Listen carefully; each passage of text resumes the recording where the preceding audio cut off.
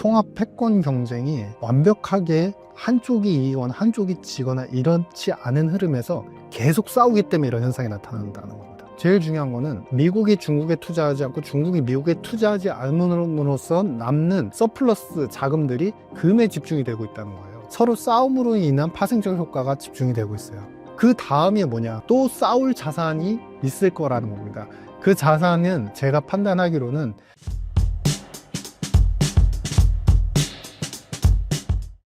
최근 금 시장 분위기는 어떤 상황이고 이런 금값을 결정하고 있는 주요 요인은 무엇인가요? 여러 가지 우리가 판단할 수 있죠. 금을 인도도 사들이 있고, 러시아도 사고 있고, 미국도 당연히 사고 있고, 그 다음에 중국도 사고 있고.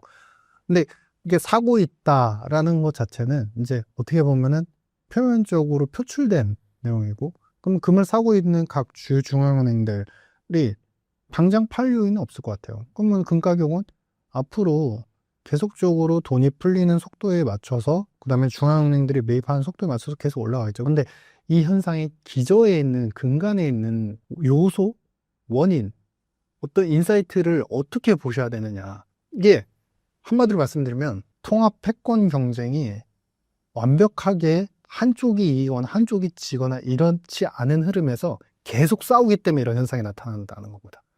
예전에 제가 우리가 이제 통합 패권이라고 얘기를 하면은 이제 기본적으로 1910년대, 20년대의 통합 패권의 1등 국가였던 이제 파운드, 이제 어떻게 보면 스털링 블럭이라고 표현했는데, 그때는 이제 영국 대영제국의 1등 국가였고, 여기에 소속되어 있는 이 블럭에 편입되는 국가들이 거의 한 40여 개 국가들이 됐었습니다. 그래서 그 당시에는 전 세계 외환 비중에서 8, 90%가 사실 파운드가 쓰여졌지, 지금처럼 달러가 쓰여지지 않았어요. 근데 이게 영국이 그 당시에 전략을 잘못 짰던 게, 우리가 2차 대전이 끝나고 난 이후에 재무적인 어떤 악화, 국가의 재무적인 악화 요소 때문에, 재정 악화 요소 때문에 미국한테 빚을 많이 지기 시작하고, 미국의 빚을 많이 짐과 동시에 그 시점을 계기로 해서 돈을 갚지 못한 현상들이 반복이 되고, 그러면서 채무 불이행에 대한 압박들이 이어지면서 이 파운드 블럭에서 돈이 다 빠져나가기 시작합니다. 그러면서 파운드의 사용량은 급감을 하고, 대신 달러의 사용량이 급증하면서 달러가 그 뒤로부터 이제 제1통화를 기록하게 되고 패권 통화가 된 겁니다. 근데 지금 상황을 보시면 미중의 통합 패권 전쟁은 대략 2010년대부터 시작이 됐는데요. 이쪽은 이쪽대로, 미국은 서구권을 중심으로 해서 계속 달러를 사용하게끔 하는, 그리고 미국 금융을 갖다가 계속 가장 베스트로 해서 이쪽에 돈이 몰입되게끔 하는 그런 정책은 하고 있어요. 하지만 중국 같은 경우도 마찬가지로 자체적인 블록을 사용해서 러시아, 신흥국들한테 과거에 1대1로 프로젝트나 여러 가지 이제 호기로운 어떤 약간 인센티브를 주는 척 하면서 뭔가 정책들을 시행했지만, 사실 이 미중의 패권 전쟁은 과거의 패권 전쟁, 통합 패권하고 다른 게 뭐냐면, 어느 한쪽이 이기고 어느 한쪽이 부셔지고 이런 로직이 형성이 되지 않아요. 왜냐? 서로 돈을 투자하지 않고 서로 돈을 빌리지 않기 때문이에요. 그러니까 과거에는 스털링 블록과 미국의 흐름은 이쪽이 이쪽한테 돈을 빌리고 이쪽이 이쪽한테 돈을 빌리니까 여기가 죽으면 여기가 살고, 이런 이제 시속 게임이었는데, 지금 미중이 서로 투자하지 않아요. 즉, 이 얘기는 뭐냐면, 서로 투자하지 않고 자체적인 자기들만의 블록과 자기들만의 어떤 섹터를 갖다가 구축하려다 보니까, 여기에서 공통적으로 그래도 이거는 상대 국가의 상대 블록에 투자하지 않는 대신에 이거는 갖고 있어야 돼라는 공통분모가 바로 금이 됐다는 겁니다.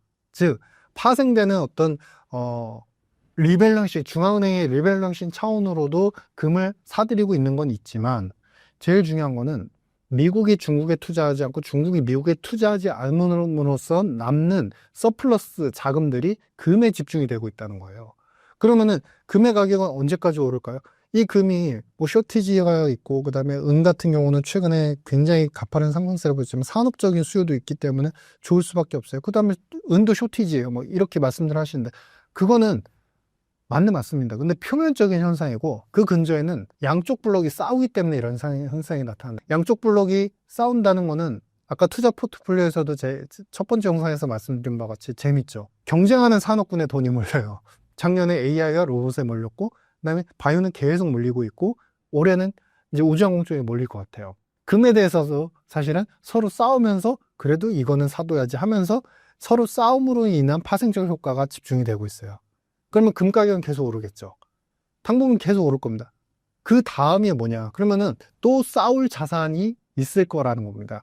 그 자산은 사실 우리가 이제 제가 판단하기로는 아마 이제 미국도 사실은 디지털 화폐에 대해서 미국은 굉장히 적극적이지만 중국은 통제되는 디지털 자산에 더 집중하고자 하는, 그러니까 자신들이 발행하는 디지털 위안화를 더 쓰고자 하는 욕구가 강해요. 근데 아마 결국에는 스테이블 코인이 됐던 디지털 위안화가 됐던 결국에는 양쪽에서 서로 출발점은 다르지만 사실 중첩되는 어떤 포인트가 나올 거예요. 그리고 전 세계가 그래도 많이 쓰게 된 디지털 화폐는 저는 전 세계의 1등 화폐는 하나가 나올 거라고 생각합니다. 절대 2개, 3개가 나오지 않아요.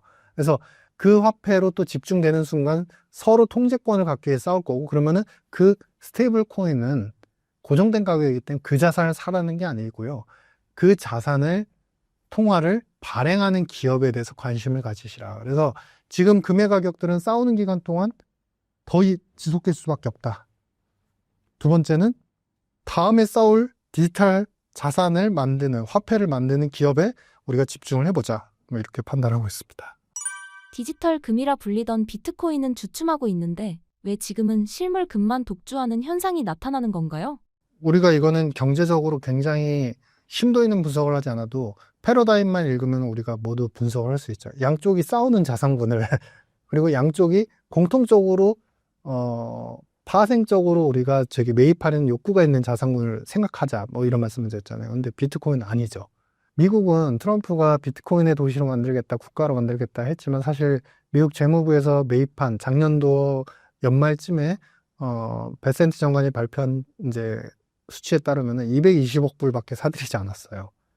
그러니까 미국이 그렇게 칭찬했지만 비트코인을 그렇게 사들이지 않았고, 반대로 중국은 비트코인은 익명성이 그래도 보장이 되고 이 중국 정부가 통제 불가능한 게 바로 비트코인이죠. 그래서 채굴 금지까지 계속 요즘에는 강화하고 있잖아요. 그러니까 그만큼 양쪽이 서로 견제해서 모아가려는 자산이거나 서로 싸우는 그런 산업군이거나 해야 되는데 비트코인은 그렇지 않다는 거예요. 중국은 관심이 없어요. 압박하고자 하고 있고, 미국은 그래도 좀 널리 쓰여지게 하려고 했지만 그래도 말했던 것보다 실행력은 작았고요. 그러니까 상대적으로 금은 공통적으로 당연한 수요 욕구가 몰입이 되고 있고 집중이 되지만 이제 비트코인 같은 경우는 그렇지 않다. 그렇기 때문에 저는 이제 가격 자산의 어떤 패턴에서 본다고 한다면 비트코인이 저는 그렇다고 해서 이러한 전 세계적 그 패권의 싸움과 유동성의 공급 시기에 금이 급락을 하거나 그럴 거라고 하지 않습니다. 절대 오해는 하지